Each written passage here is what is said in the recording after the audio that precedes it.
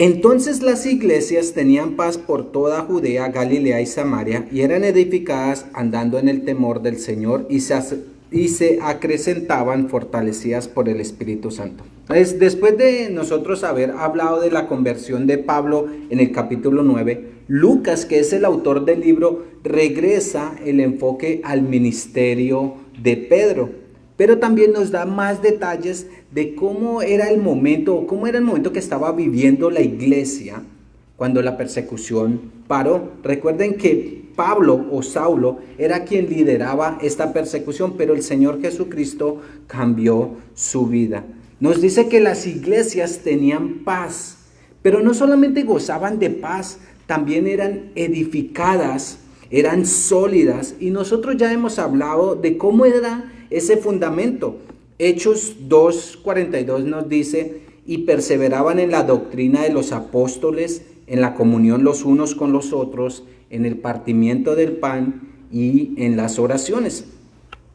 ¿Qué pasa cuando una iglesia es sólida en su enseñanza? Cuando una iglesia busca mantenerse en la palabra de Dios, cuando una iglesia, podemos decir, es bien alimentada, el resultado es que se va a levantar una iglesia que camina en el temor del Señor. Y esto es precisamente lo que sucedía con estas iglesias. Y cuando hablo del temor al Señor, no es ese miedo de ¿qué va a suceder conmigo si yo no camino como Dios quiere? Ese miedo de ¿qué va a hacer Dios? No, el temor aquí es una reverencia hacia su poder, hacia su gloria, un temor que nos lleva a reconocer que hay un Dios, que hay un Creador, que todo lo que existe es por medio de Él, por Él y para Él. Proverbios 1:7 nos dice: el principio de la sabiduría es el temor a Jehová. El temor a Jehová también nos lleva a nosotros a vivir una vida como el Señor quiere que nosotros la vivamos. Proverbios 14:27 nos dice: el temor de Jehová es manantial de vida para apartarse de los lazos de la muerte. Entonces, mientras las iglesias se mantenían en paz, en la doctrina, caminando en el temor del Señor, mire lo que Dios hacía con la iglesia. Dice que el número crecía fortalecido por el poder del Espíritu Santo. Me encanta que este versículo dice que crecía, me alegra que este versículo dice que era por el Espíritu Santo y que no dice que crecía por las obras de los apóstoles, porque la iglesia era la mejor, porque se hacían milagros, por la generosidad de las personas, porque tenían la mejor alabanza, entonces la iglesia crecía. Mire, nada de esto es malo, pero me encanta que el trabajo y lo que estaba sucediendo en la iglesia era trabajo ¿de qué? Del Espíritu Santo. Era una obra de Dios y no de los hombres. Mire, esto es lo mejor que le puede suceder a una iglesia. Crecer fortalecida en el poder del Espíritu Santo. Ver la mano de Dios sobre una iglesia. ¿Por qué? Porque usted le va a dar gloria ¿a quién? A Dios, en lugar de ¿qué? A un hombre. Esa es la diferencia. Ahora, si una iglesia es fortalecida en el poder del Espíritu Santo, si una iglesia está llena del poder de Dios, hay un propósito atrás de esto, y un propósito muy importante. Y para entender este propósito, pues tenemos que recordar las palabras de Jesús.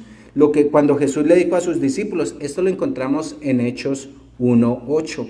Jesús les dijo: mire, pero recibiréis poder cuando haya venido sobre vosotros el Espíritu Santo, y me seréis testigos en Jerusalén, en Judea, en Samaria y hasta lo último de la tierra. Dios fortalece una iglesia con su poder para que la iglesia se levante y lleve el mensaje a todas partes. Mire, nos alegra y es un gozo genial cuando tú puedes entrar a una iglesia y ves el Espíritu Santo, lo sientes. Tú dices: gracias Dios, porque es un lugar que dices, ahí está la presencia de Dios. Es algo que solamente tu espíritu puede describir. Tú sientes esa paz, tú sientes esa tranquilidad. Pero mire, no quitemos los ojos de, es porque algo me produce a mí estar en esa iglesia. Recuerde que si ahí está el poder del Espíritu Santo, esa bendición tiene un propósito mayor y es llevar el Evangelio. ¿Y por qué es importante el Evangelio? Bueno, porque el Evangelio, hermanos, es lo que trae salvación a las personas. Vivimos nosotros en un mundo quebrantado, lleno de pecado, de maldad. Y como consecuencias de esto, pues un mundo lleno de dolor, con sufrimiento, un mundo que necesita desesperadamente una vida nueva. Y esta vida solo la puede dar el Señor Jesucristo. Tenemos que estar nosotros llevando el mensaje. Y no se nos puede olvidar o descuidar que esto fue lo que el Señor Jesucristo nos ha pedido. Entonces miremos lo que pasó con la primera iglesia y con Pedro. Y quiero que ustedes vean un detalle frente a olvidarnos o descuidar lo que Dios nos ha pedido. Entonces, el versículo 32 al 35 dice lo siguiente: Aconteció que Pedro, visitando a todos, vino también a los santos que habitaba en Lida, y halló allí a uno que se llamaba Eneas, que hacía 8 años que estaba en cama, pues era paralítico. Y le dijo Pedro: Eneas, Jesucristo te sana, levántate y haz tu cama. Y enseguida se levantó, y le vieron todos los que habitaban en Lida y en Sarón, los cuales se convirtieron al Señor. Ahora mire, hay una imagen que yo quiero que ustedes vean y pues nos va a ayudar a entender el mensaje de hoy y del próximo domingo. Vamos nosotros a hablar de 3 lugares: Lida, Jope y Cesarea. Entonces tenemos un mapa. Las flechitas rojas, no sé si se ve de atrás, pero es más o menos como se cree que viajó el Evangelio antes de llegar a Cesarea, que es arriba, a los gentiles. Entonces vemos cómo, digamos así, Dios está dirigiendo los pasos y estamos viendo cómo se aleja de Jerusalén. Entonces, ya no solamente el Señor estaba trabajando en Jerusalén con los judíos, ya no solamente era en Samaria, que en Samaria eran como mitad judíos y mitad gentiles, ¿sí? El Evangelio estaba llegando a su mayoría, o llegaría al final, a los gentiles. Pero no solamente hablemos de los lugares que estaba llegando el Evangelio. Mire a quién Dios estaba usando aquí: a Pedro. Ahora pues para muchos de nosotros no es sorpresa que Dios esté usando a Pedro, porque pues Pedro es el discípulo, el apóstol. Pero mire el siguiente detalle: la imagen que nosotros hemos conocido de Pedro hasta aquí es Pedro acompañado de sus discípulos, bueno, no de sus discípulos, sino de los discípulos, predicando y enseñando. ¿Dónde? En Jerusalén, instruyendo a los hermanos de la iglesia. Ellos eran judíos. Allí también hemos visto cómo los discípulos han hecho milagros, tenían buen testimonio del pueblo, la iglesia crecía, genial. Podemos hablar que la mano de Dios estaba sobre la iglesia en Jerusalén. El Espíritu Santo estaba obrando de gran manera y Pedro era un referente. Después, en el capítulo 8, vimos cómo Pedro fue a Samaria, pero ahí paró todo. Ahora en los versículos que nosotros acabamos de leer, vemos a Pedro llegando a un pequeño pueblo llamado Lida. Después va a ir a Jope y por último Cesarea, como les mostré en la imagen. Y te vas a dar de cuenta que Dios está llevando a Pedro cada vez más a territorios gentiles. Al decir territorios gentiles me refiero a personas que no eran judías, personas que tenían otros dioses, tenían otras prácticas, de pronto ni conocían la ley, practicaban otras religiones, pero que también necesitaban escuchar el Evangelio, porque el Evangelio es para todos. Ya no vemos a Pedro en Jerusalén, y no es porque lo hayan despedido ni nada, sino que Dios está obrando a través de él. Ahora, ¿cuál es el detalle que quiero que ustedes vean hoy? Porque hasta aquí pues no parece nada malo. Bueno, se cree que cuando Pedro llegó a Cesarea han pasado 10 años desde el día del Pentecostés. El Señor, antes de haber ascendido, llegó y tomó a sus discípulos y les dijo, mire, vayan a Jerusalén y esperen la promesa. De nuevo, ¿cuál era la promesa? Recibiréis poder cuando haya venido sobre vosotros el Espíritu Santo y me seréis testigos en Jerusalén, en Judea, en Samaria y hasta lo último de la tierra. ¿Qué nos muestra esto? ¿Qué nos muestra esto?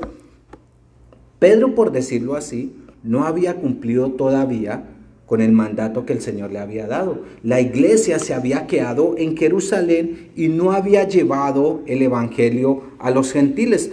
Tuvo que pasar 10 años para que Pedro llevara el evangelio hasta este lugar. Mire, como les dije al comienzo y que nosotros tenemos que recordar, si la mano de Dios está sobre una iglesia, si la iglesia está llena del Espíritu Santo, si usted que es la iglesia está llena o lleno del Espíritu Santo, es una bendición. Pero también hay un propósito mayor y es el de levantarnos y llevar el mensaje a toda lengua y toda nación. Aclaro, mire, en este punto ya hemos visto cómo Dios utilizó la persecución para empezar a llevar el evangelio a diferentes lugares. Personalmente creo que la persecución Dios la utilizó para hacerle recordar a los discípulos y a la iglesia, hey, el mensaje tiene que salir, la salvación no solamente es para los judíos. Mire, Jesús, cuando estuvo en la tierra y estaba hablando y enseñando, y él siendo el buen pastor, dijo lo siguiente en Juan 10:16, también tengo otras ovejas que no son de este redil, aquellas también debo traer y oirán mi voz y habrá un rebaño y un pastor. Todos nosotros aquí somos gentiles, somos las ovejas del Señor. Jesucristo es el pastor. Y pensando en esto, lo que sucedió con la iglesia y con Pedro, que después de 10 años por fin llegaría el mensaje a los gentiles, porque en el capítulo 10 vamos a ver cómo las puertas del cielo, por decirlo así, se abren, las puertas del evangelio se abren a los gentiles. Esto me llevó a meditar y pensar en lo que Dios ha hablado a mi vida y preguntarme si hay algo que Dios ha pedido de mí, que de pronto yo no lo he hecho. Decirle, Señor, ayúdame a recordar si hay algo que tú me has pedido y yo no lo he hecho. Mire, a veces nosotros podemos estar tan ocupados en tantas cosas que se nos olvida lo que Dios quiere que nosotros hagamos. Aquí la iglesia iba muy bien en Jerusalén. Dios estaba obrando, pero Dios les había dicho que el poder que ellos habían recibido era para llevar el evangelio. Mire, hermanos, hay algo en tu vida que Dios te ha dicho que debes hacer y de pronto no lo has hecho. Es tiempo para que nosotros obedezcamos al Señor. De pronto usted dice, no, gracias a Dios, yo estoy bien con el Señor.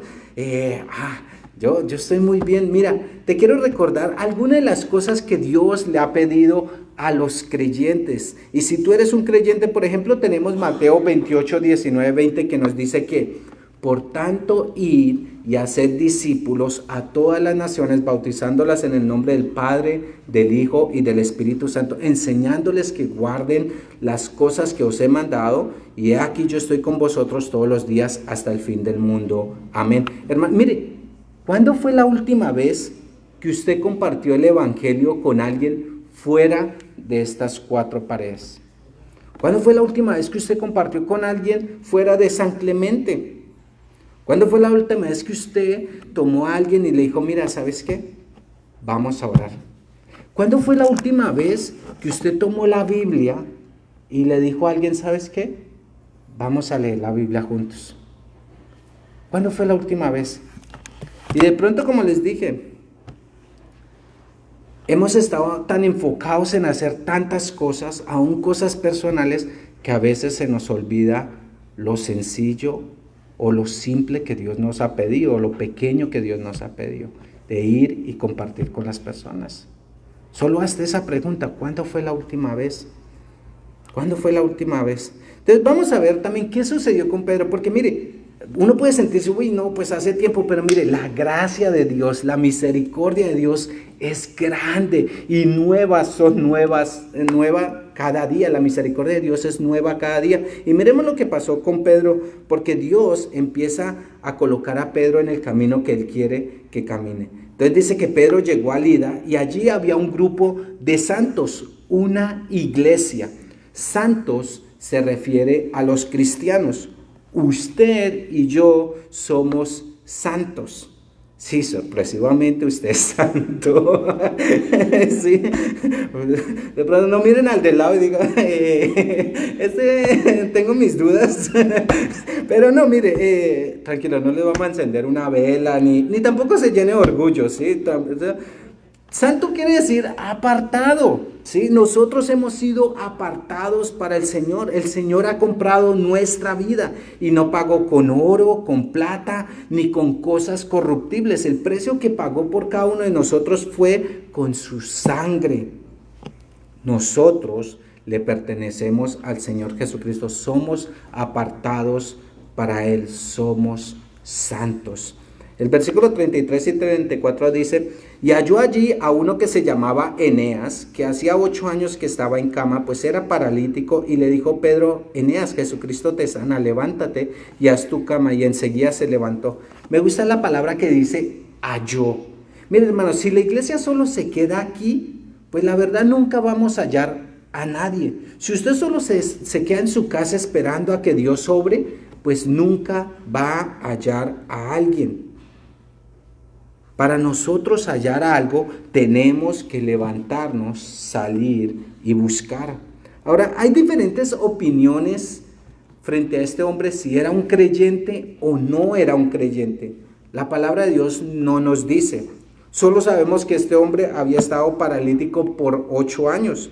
Pero dado de que el autor habla de los santos, probablemente era un creyente. ¿Y qué nos enseña esto? Mire, los cristianos también pasamos por momentos de dificultad, de dolor.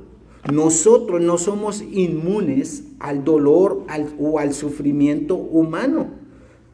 Por eso aquí cuando tú estás en Calvary, tú no vas a escuchar que te declaramos y te decimos que nunca vas a sufrir porque has llegado a Calvary, que tus problemas se acabaron porque estás ahora aquí en Calvary. No te decimos, vas a parar de sufrir. No.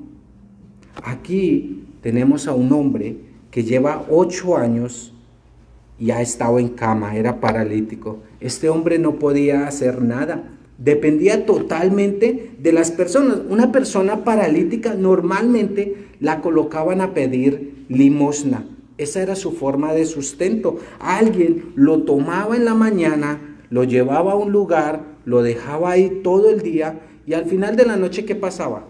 Llegaban, lo recogían ¿para qué? Para hacer lo mismo el día siguiente. Esto era día tras día. Imagínense la vida de esta persona. Probablemente muy pocos amigos, siendo una carga para otros. La verdad, físicamente no podía hacer nada, pero no todo para ahí. Emocionalmente, físicamente, socialmente, probablemente tenía una vida muy difícil. Espiritualmente, con muchas preguntas de: Señor, ¿cuándo me curarás? Señor, ¿qué quieres que yo haga? Señor, sáname. Y dice 8 años, de pronto el primer año y nada. El segundo, nada. El tercero, nada. El cuarto, nada. Hasta que un día Dios trae a Pedro y Dios lo sana y lo restaura. Mire, afuera en el mundo hay muchas personas que están paralíticas y no solamente físicamente, sino espiritualmente. El pecado las ha dejado paralíticas, no saben y no pueden vivir en paz. Dependen de muchas cosas, muchos dependen de droga, alcohol, relaciones, y por más de que esas personas quieren salir de todo, no pueden. Como un paralítico no puede moverse por sí solo. Unos están clamando por respuestas, otros clamando por algo que cambie sus vidas, otros desean volver a caminar y muchos De hecho, ya han aceptado esa condición de paralíticos y se han dado por vencidos. Y bueno, esta es la vida que me tocó y ya simplemente estoy esperando mi último día. Eso es lo que me tocó a mí. Entonces, ¿cuál es el llamado a nosotros como cristianos? ¿Qué podemos nosotros hacer como cristianos? Levantarnos, ir y buscar, levantarnos y hallar. ¿Por qué? Porque muchos no vendrán. ¿Por qué? Porque ellos no pueden. Por eso nosotros tenemos que ir. Romanos 10:14 nos lo pone de esta manera. ¿Cómo pues invocarán a aquel en el cual no han creído? ¿Y cómo creerán en aquel quien no han oído? ¿Y cómo oirán sin haber quien les predique? Hermano, ese es nuestro llamado, el mandamiento de nuestro Señor a cada cristiano. Mira, no te conformes con solo venir los domingos a la iglesia. Levántate, ve y busca a alguien, ve, halla al perdido. Ese es un trabajo de cada uno de nosotros. No para la iglesia, no para el pastor, no para los hermanos. Eso es algo que tú tienes que hacer, que es para el Señor. Alguien un día fue por ti. Y probablemente hoy tú estás acá, no fue tu primera iglesia. Pero mire, alguien fue por ti. Y el ejemplo más grande que nosotros tenemos es al Señor Jesucristo, que vino y nos buscó a cada uno de nosotros. ¿Por qué? Porque espiritualmente éramos paralíticos, no podíamos hacer nada. Entonces el versículo 34 dice, y le dijo Pedro, Eneas, Jesucristo te sana, levántate y haz tu cama, y enseguida se levantó. Mire, varios puntos aquí. Primero, ¿quién sanó a Eneas? Jesucristo. Pedro no le dice a Eneas, mira, por el poder que yo tengo, por la unción que yo poseo, por la fe que yo tengo, porque yo soy un discípulo, un apóstol, tú eres sano, Eneas, te declaro sano. No, mira, Pedro le dice, Jesucristo te sana. Es como que Pedro mira a Eneas y le dice, mira, tú tienes que saber que el que te sana es el Señor Jesucristo y no yo. Y hoy tú también tienes que saber esto, el único que puede sanarte es el Señor Jesucristo. Tú tienes que colocar tu mirada en el Señor Jesucristo. ¿Y por qué resalto este punto? Porque, hermanos, el único que se puede llevar la gloria de algo que sucede en la vida de una persona, así sea una sanación o la salvación, ¿quién es?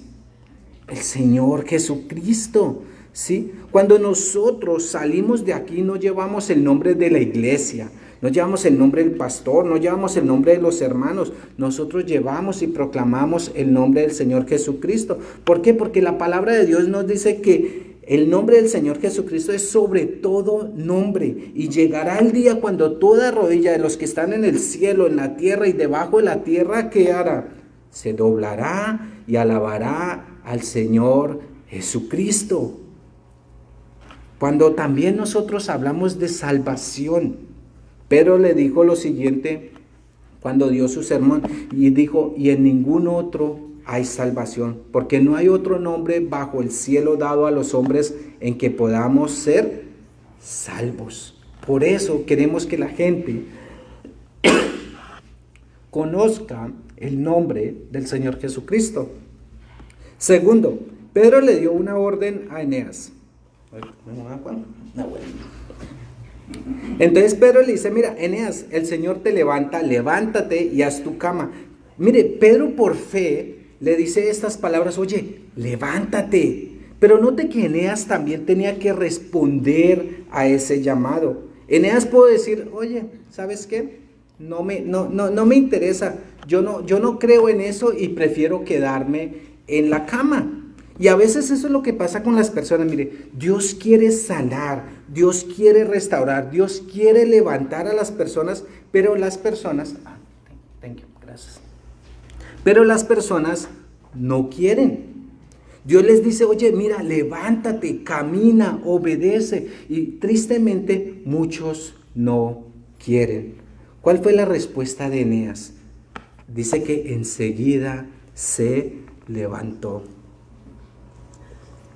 Mire, Eneas escuchó la palabra de Dios e inmediatamente se levantó y caminó. Mira, ¿qué haces tú cuando escuchas la palabra de Dios, ¿actúas? O, eso no es para mí, eso es para otro. De hecho, mire, este milagro que sucedió aquí es muy parecido al que Jesús hizo durante su ministerio. Nos dice la palabra de Dios que Jesucristo se encontraba en Capernaum, allí en una casa, y la casa se llenó de personas y nadie podía entrar. Y cuando estaban enseñando, cuando Jesús estaba enseñando, de pronto en el techo se abrió un hueco. Después de ese hueco creció. Y después, ¿qué pasó? Habían 4 amigos ahí y empezaron a bajar una camilla. Y en esa camilla había también un hombre paralítico. Y lo primero que Jesús le dijo a este hombre, ¿sabe qué fue? Oye, mira, tus pecados te son perdonados. Y después le dijo, levántate y toma tu lecho. Y el hombre se levantó. Pedro hizo lo mismo que su maestro. Mire, me gusta mucho esta imagen porque, mire, cuando nosotros vamos a dar testimonio del Señor Jesucristo, busquemos ser como Jesús, que las personas vean a través de nosotros o de nuestra vida a Jesús, las palabras que usamos que sean las mismas de Jesús, nuestras acciones, nuestra fe, que las personas vean a Cristo a través de ¿qué? De nuestra vida. ¿Cómo vas a actuar como Cristo delante de las personas? Cuando conoces al Señor Jesucristo. Por eso tienes que pasar tiempo en la palabra de Dios. Pero mire, la historia no termina ahí. Mira el versículo 35. Y lo vieron todos los que habitaban en Lida y Sarón, los cuales se convirtieron al Señor. Wow, mire, yo no sé lo que le pudo haber pasado por la mente a Eneas todos estos 8 años que estuvo paralítico. Pero normalmente si uno pasa por 8 años de dolor, de frustración, 8 años como Eneas, probablemente uno llega a pensar y afirmar que estos fueron los 8 peores años de mi vida. Y de hecho uno le diría a las personas, yo no le deseo eso a nadie y espero que a nadie le pase. Pero mire, ¿qué fue lo que Dios utilizó para que los habitantes de Lida y Sarón se convirtieran al Señor? ¿Cuál era el testimonio de este hombre? 8 años estuve paralítico, pero el Señor me sanó. Mire, yo no sé por qué dificultad o por qué problema tú puedes estar pasando hoy. De pronto es algo muy similar a Eneas. Llevas tú mucho tiempo y le has estado pidiendo a Dios que te sane, que algo regrese a la normalidad, que Dios haga algo. Y de pronto ha sido por muchos años. Y de pronto hasta el punto que has llegado a cuestionar a veces el amor de Dios. Porque miras todo lo que está sucediendo. Pero, ¿qué nos dice la palabra de Dios frente a estos momentos? Mire, Isaías 55 del 8 al 9 nos dice: porque mis pensamientos no son vuestros pensamientos, ni vuestros caminos mis caminos, dijo Jehová. Como son más altos los cielos que la tierra, así son mis caminos, más altos que vuestros caminos, y mis pensamientos más que vuestros pensamientos. Mire, nadie pensaría que 8 años de dificultad, dolor, de lágrimas, de noches sin dormir, de rechazos, Dios los utilizaría para alcanzar a las personas de 2 pueblos, Lida y Sarón. A veces es difícil ver lo que Dios está haciendo, pero hermanos, confía que Dios tiene el control y recuerda lo que dice su palabra. Dios dice que los pensamientos que Dios tiene para nosotros son pensamientos de paz, no de mal. En lugar de preocuparnos por lo que no podemos ver, recuerda y sostente en lo que sí conoces del Señor Jesucristo. Sigamos leyendo, vamos al versículo 36 al 38. Había entonces en Jope una discípula llamada Tabita, que traducido quiere decir Dorcas. Esta abundaba en buenas obras y en limosna que hacía. Y aconteció que en aquellos días se enfermó y murió. Después de lavada la pusieron en una sala, y como Lida estaba cerca de Jope, los discípulos, oyendo que Pedro estaba allí, le enviaron 2 hombres a rogarle: no tardes en venir a nosotros. Mire, si con Eneas no sabíamos si era creyente o no, aquí con Tabita sí estamos seguros que era creyente, se nos dice que era una discípula, una seguidora del Señor Jesucristo. Mire cómo se nos describe. Abundaba en buenas obras y en limosnas que hacía. Hermanos, mire, las buenas obras no nos dan salvación, pero las buenas obras son el resultado de una vida cambiada por el Señor Jesucristo. Efesios 2:10 nos dice, porque somos hechuras suyas, creados en Jesucristo Jesús para buenas obras, las cuales Dios preparó de antemano para que anduviésemos en ellas. Digo esto porque, mire, a veces las personas dicen ser cristianas y a veces les basta con eso. Dicen, no, yo creo en Dios, pero nunca las ves hacer obras. No los ves involucrados en servir, en ayudar a otros. Aquí Dorcas abundaba en obras, también era generosa. Dice el versículo 39 que todas las vio llorando y mostrando las túnicas y los vestidos que Dorca hacía cuando estaba con ella. Parece que Dorca, pues su don era que cosía, o el talento que ella tenía, y Dios lo había utilizado para bendecir a otros. Aquí hacía túnicas para las viudas. Pero ¿qué le pasó a esta hermana? ¿Qué le pasó a esta seguidora del Señor? Dice que enfermó, pero no solamente enfermó, también que murió. Wow. ¿Has conocido personas que tienen talento, que son queridas, que se preocupan por otros? Mejor dicho, uno dice que son como ángeles, personas, wow, pero que el Señor las llama a su presencia. Y siempre hay grandes preguntas. ¿Por qué, Señor? ¿Por qué a esa persona? ¿Por qué ahora? Pero si esa persona era tan buena, ¿por qué? Pero como les dije, mire, los cristianos también pasamos por el dolor. Aunque la muerte para nosotros tiene otro significado, porque pues ausente del cuerpo significa estar en la presencia de el Señor. Pero aún así, esos momentos son difíciles de enfrentar. ¿Qué más pasó con Dorca o Tabita? Normalmente cuando una persona moría, ellos hacían todo el proceso para sepultarla ese mismo día, pero acá dice que la colocaron en la sala, pero había un propósito. Mire el versículo 38 y 39. Y como Lida estaba cerca de Jope, los discípulos, oyendo que Pedro estaba allí, le enviaron 2 hombres a rogarle, no tardes en venir a nosotros. Levantándose entonces Pedro fue con ellos, y cuando llegó le llevaron a la sala, donde le rodearon todas las viudas llorando y mostrando las túnicas y los vestidos que Dorca hacía cuando estaba con ellas. Mire, cuando los hermanos de Jope escucharon que Pedro estaba cerca, ellos no dudaron de buscarle. ¿Por qué? ¿O con qué esperanzas? Personalmente yo no creo que ellos estaban buscando a Pedro para que Pedro hiciera la ceremonia porque era una discípula amada por la iglesia.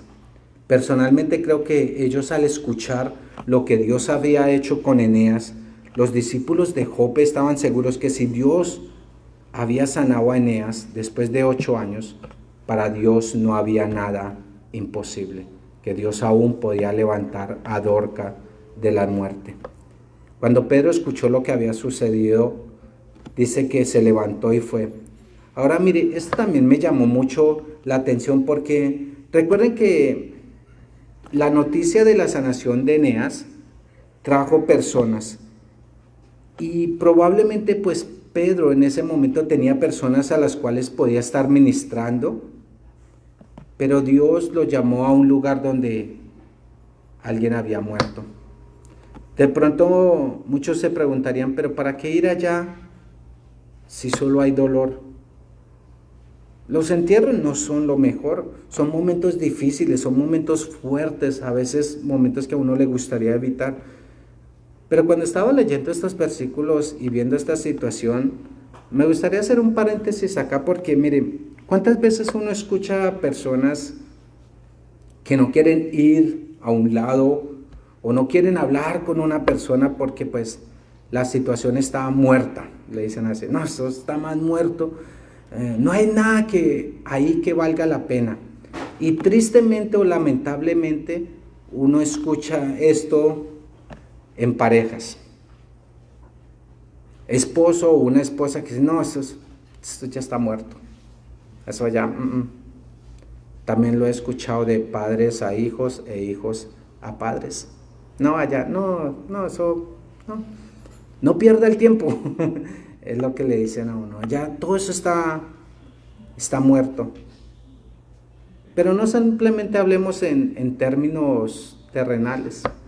También lo vemos espiritualmente cuando las personas dicen, no, esa persona, no, eso para qué ir allá a hablarle de Cristo, eso está más muerto, eso allá uno pierde el tiempo, allá no hay nada. Pero mira, ¿cómo tú sabes que Dios no hará algo? ¿Cómo tú sabes que Dios no levantará a esa persona? ¿Cómo tú sabes que Dios no dará una segunda oportunidad en ese matrimonio o esa relación con los hijos? ¿Cómo tú sabes que Dios no puede restaurar? ¿Cómo tú sabes eso?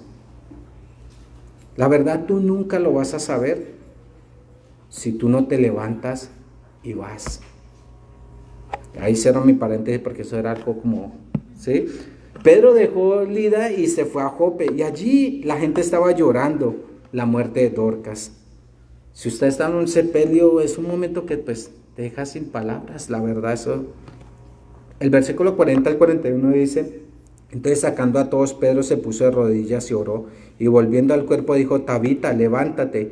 Y ella abrió los ojos, y al ver a Pedro se incorporó, y él dando la mano le levantó. Entonces, llamando a los santos y a las viudas, la presentó viva. Mire, este milagro también es muy similar al que hizo Jesús durante su ministerio cuando sanó la hija de Jairo. Nos dice que la hija de Jairo era una niña que tenía 12 años, y Jairo, que era un líder de una sinagoga, llegó a donde estaba Jesús y le rogó, le dijo, ven a mi casa antes que mi hija muera.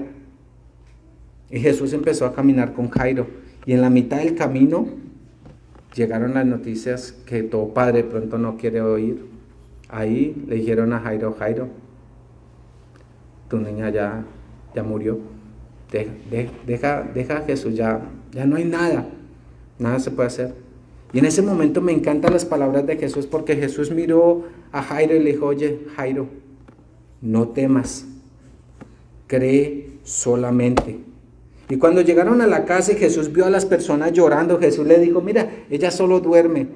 Y mire la reacción de las personas. Las personas en ese momento dice que se burlaron de Jesús. Jesús entró a la habitación y allí le dijo a la niña, levántate.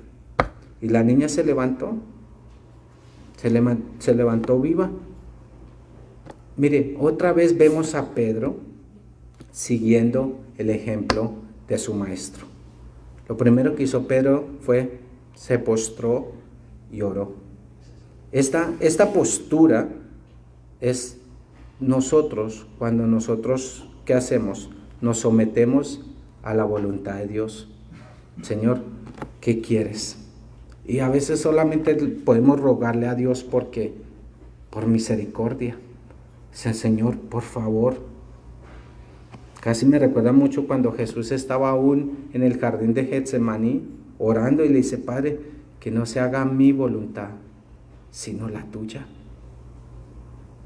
Después Pedro se levanta y toma a la niña, le dice Tabita, y Tabita se levantó, la presentó delante de los creyentes. ¿Y qué sucedió? Mira el versículo 42 y 43. Esto fue notorio en toda Jope, y muchos creyeron en el Señor, y aconteció que se quedó muchos días en Jope, en casa de un cierto Simón curtidor. ¿Qué sucedió con ese milagro? De hecho, podemos ver la razón o el resultado que debe obtener un milagro. Dice que todos creyeron en Pedro, que era un apóstol, y lo adoraron. No. ¿Qué fue lo que sucedió? Muchos creyeron ¿en quién? En el Señor Jesucristo. Todo lo que hagamos, busquemos que sea para la gloria del Señor Jesucristo, que acerquemos a las personas. Miren, mirando estos dos milagros, uno dice, wow, mire todo lo que Dios puede llegar a hacer si nosotros nos levantamos y vamos. Tú no sabes lo que Dios puede hacer, pero nunca lo vas a saber si tú no te levantas y vas y hallas a alguien que necesite a Cristo. Pero mire, pensando en estos dos milagros, hay algo, y hay un milagro mucho más grande, y es el milagro de la salvación. Porque hermanos, mire, de nada te sirve a ti estar vivo, poder saltar, poder coser, poder hacer lo que tú quieras hacer si pierdes tu alma. De nada te vale. Pero por eso la palabra de Dios nos dice en Juan 3:16, porque de tal manera amó Dios al mundo que ha dado a su Hijo unigénito para que todo aquel que en él crea no se pierda, mas tenga vida eterna. Y hoy nosotros vamos a recordar ese gran milagro de la salvación. Hoy nosotros vamos a tomar la Santa Cena porque queremos recordar a nuestro Salvador, recordar que sin el sacrificio en la cruz y la resurrección de Jesús, pues nada tendría sentido. Estaríamos nosotros en nuestros pecados, estaríamos peor que el paralítico y pues muertos espiritualmente. Pero como el Señor Jesucristo resucitó, nosotros también viviremos.